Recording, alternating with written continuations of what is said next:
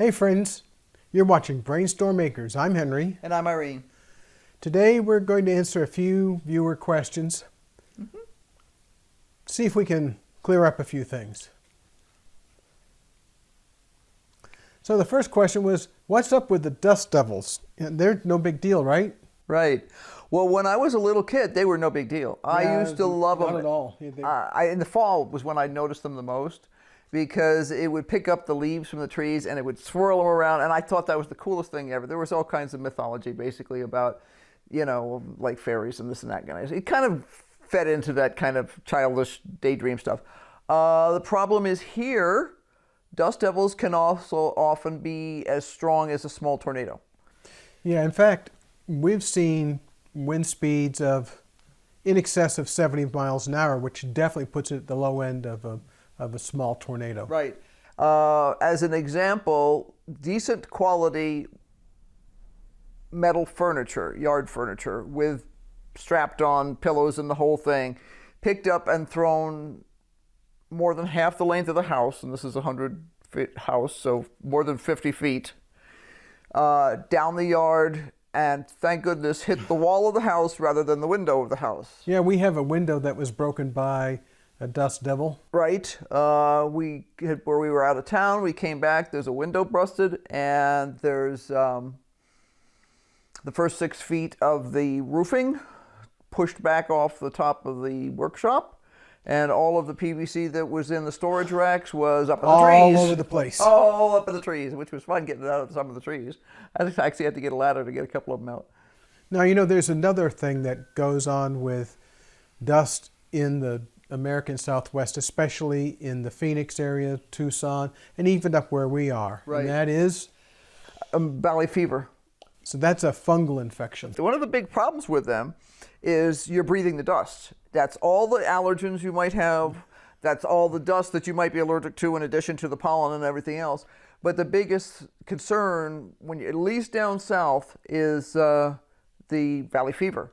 Not something to be goofed around with. So when somebody says dust devil to you and they're talking about where we live in Arizona, don't think this little thing that's cute and picks up a few leaves and then scatters them around your yard and moves on someplace else.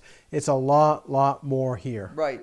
Now I did a little research a while back because I was curious what the difference between a dust devil and a tornado.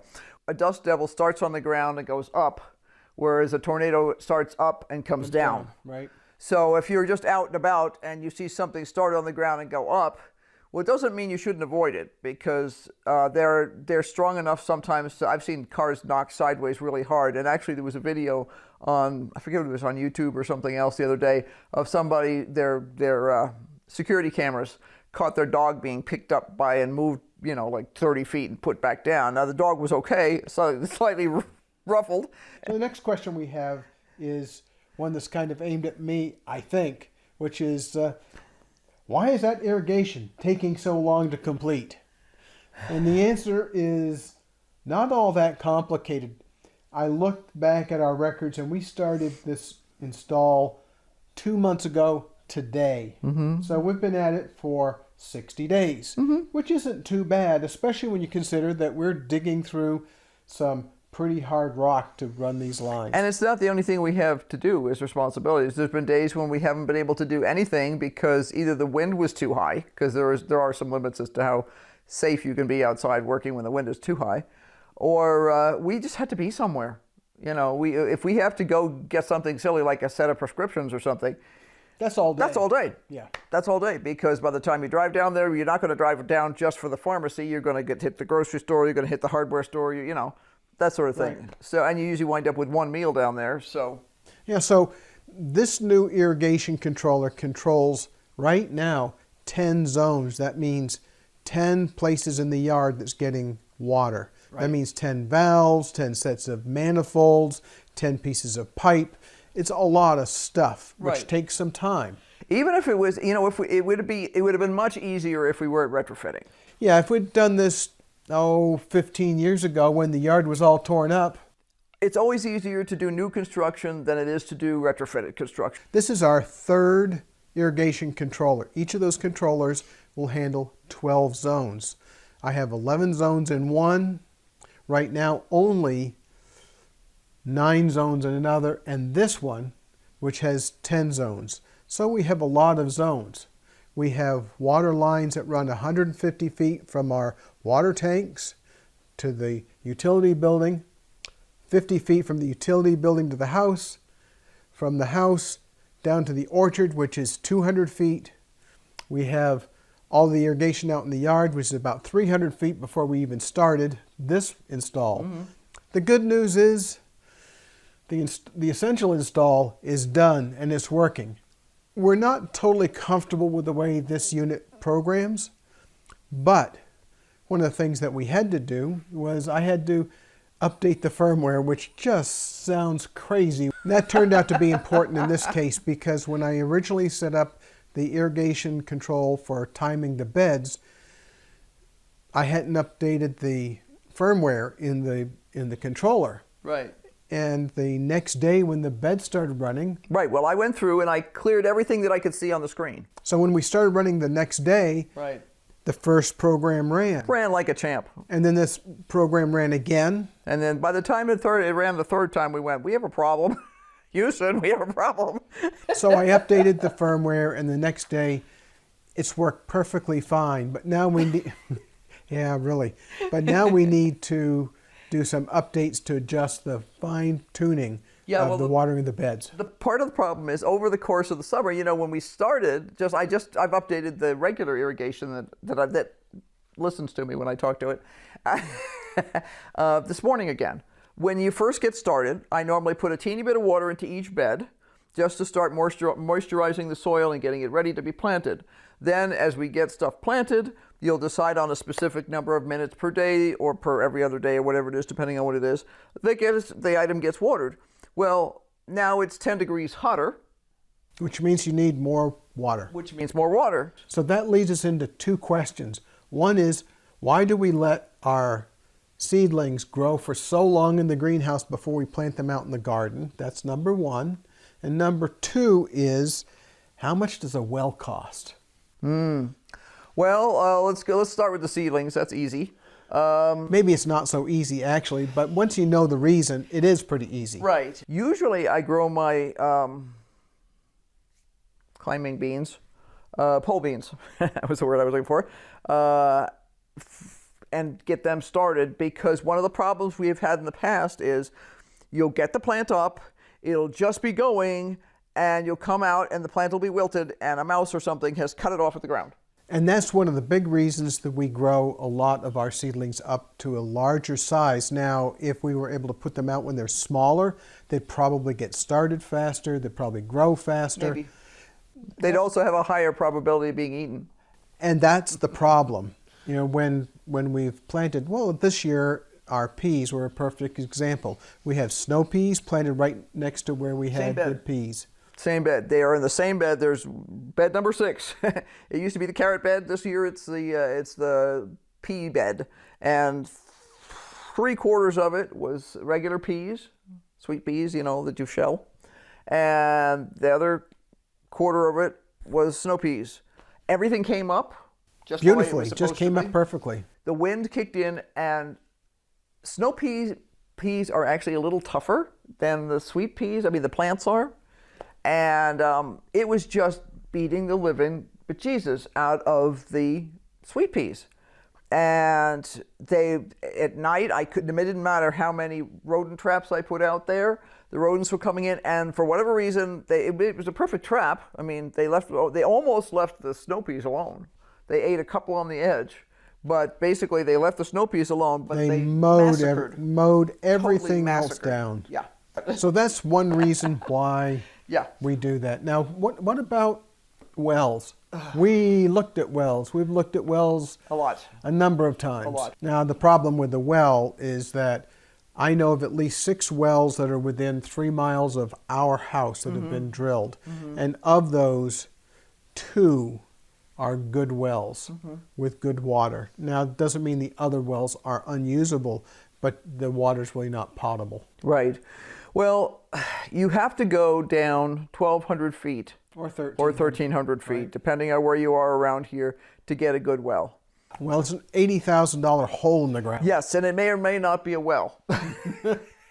So that's the real reason why Yeah. we don't have a Yeah. well. There's another gardening related question that people have, and that is, what do you mean when you say an armored bed? Why are you armoring a bed? Are you using like armor from a tank? Oh, I wish I could. It would be awesome. Except I'd need a crane to move the armor in.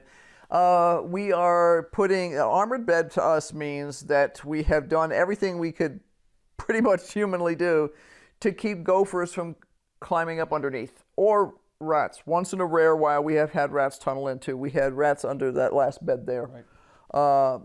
That was years ago. But if rats or gophers get under your beds, they will come up from underneath, and they will. It'd be like a Bugs Bunny commercial. I mean, a cartoon rather, where you'd see. I don't know if you ever remember this when you were a kid. You'd watch Bugs Bunny. Here's the dirt. Here's a plant, and the carrot would go like this.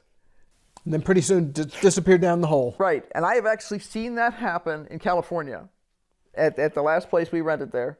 The flowers that I had planted in the flower bed literally were, down the hole from gophers. So we armor the beds by using a piece of hardware cloth. We're using, is it 1/2 inch?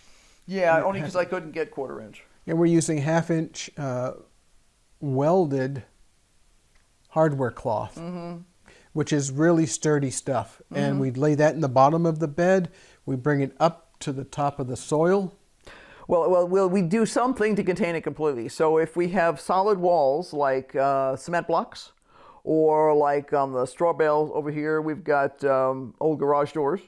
It's just in the bottom, and then we have solid walls that come down like that and meet it and are tight so that nobody can climb in there. But our normal in-ground beds get hardware cloth on the bottom and come up the sides, so that you effectively have a big tray. Yeah, a big basket. That holds all of your things that you don't want to be chewed up by gophers. Hey, you ready to talk about our big announcement? Yes, there's a fly. There's a fly. Yes, there is. Darn fly. Yes, that's a phrase for it. Darn fly, yes. You know, friends, we reached 1,500 subscribers this last week. We were bouncing around 1,499, 1,500, 1,501. Today, I think we're 1,502. But that's a pretty big milestone for us. We have 788 videos that we've uploaded in the past couple of years. We've decided that we're going to do something special for you, our viewers. That is, we're going to have a weekly drawing from the people who have... Monthly. Sorry. Monthly. Bunk, bunk, bunk. And I'm sitting here looking at it. Yes. We're going to have a monthly drawing from the people who have commented on any of our videos from the last month's playlist. So for example, if we were to choose to run the giveaway from the previous month, it would be from the 1st of May to the 31st of May. And the way we'll choose the person that will be given this gift card is we'll use a random number generator to select the day of the month, and then we will go to that day's video and run a random selector against all of the comments on that video. So what that means is, if you want the best chance to win, got to comment every day. Now we only put up videos usually 6 days a week, so that's really not too bad. no. We usually take Sunday off. But the gift card will be for $25. Right? And it'll be an electronic gift card, and the person needs to contact us Within 7 days. 7 days. 7 calendar days from the announcement. So generally speaking, we'll be making the announcement on the second business day of the month following the month that we're selecting from. So for example, if we were choosing the second business day in June, it would have been June 2nd for a May selection. Now we're going to run this program, I think, the rest of the year is the current plan. Yeah, probably. I don't see, unless there's something else that we come up with that's cooler. Yeah, so we're very, very we're very pleased with everybody who's been following us, and especially everybody who's been commenting on our videos. We'll put all of the rules in our description for this video so that you know exactly what you need to do. Again, it's really important that if you're the winner that's selected, you need to contact us within 7 calendar days of when we make the announcement, because if you don't, we're going to choose somebody else. That's right. That's right. You do have to be subscribed. And other than that, you just have to watch them and comment. Yeah, so comment. And share it with your friends. We've got friends who will say something like, "Oh, well, my friend, she has this problem with her garden." I'm like, "Well, tell her to watch the video." And then tell her to comment, and I'll be glad to answer her questions. As always, we welcome your questions. If you have an idea for a new show, definitely drop us a line. Our email address is in the about of this channel. We're easy to reach. We read our mail every single day.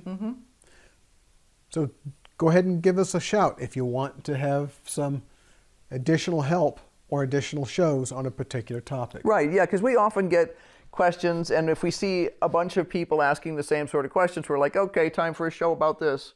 And then we'll do a more in-depth discussion of whatever the topic is. Is there anything else you could think about we should talk about today? Other than it's been in the upper 90s all week long. Yes. It's been in the upper 90s all week long, which is not supposed to be this early. We normally get that next month, but not this month. And that's made it hard because you can only work outside in the sun for so long before you need to get inside and drink and stuff like that. It makes it hard to be inspired. I don't know. Once I get back inside and get a few minutes, I'm inspired. Yeah, really, I'm inspired to take a nap. I'm inspired to do other things. Yeah, I'd rather scrub floors than I would work out in the sun sometimes. I'll go work in the sun. Okay. Well, we need to work together. Henry got a bunch of stuff done this morning on one of the beds. So one of the things I do is, both of us for that matter, is we'll get up early in the morning. So today I was outside at 5 o'clock using the pickaxe to dig up some of that subsoil that needs to be moved. I put that into wheelbarrows and moved it where it needed to be. So we do a lot of things to avoid the heat as much as we can. We'll go out again later on today, probably around 5 o'clock, maybe 6 o'clock, and do several more hours. Right. Well, you know what? I think it's time. I agree. It is time. So be sure to like, subscribe, and hit that notification bell. And if you have any questions about the giveaway, be sure to read the instructions. And if it's not answered, then ask us. And you and I have to say? Yep. Bye. Bye.